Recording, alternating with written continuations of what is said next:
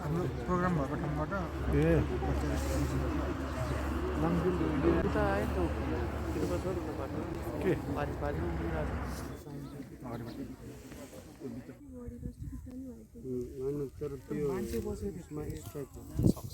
र त्यो सक्सेस रेटले फेरि के गर्छ 100 फेरि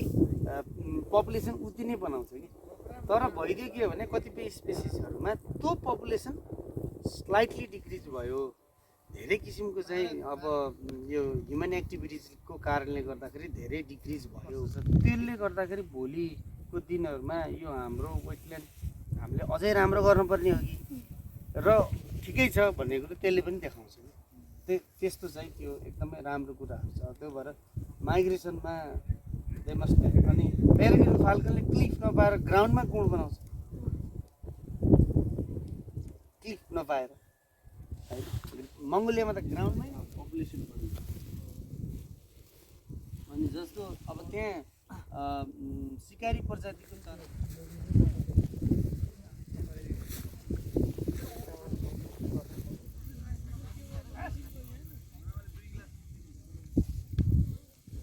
थाल पुर्याउँ है सबैले थाल पुरै थाल ए म त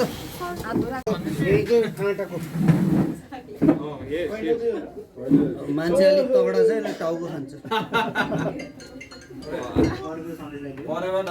परेवा मैले हाले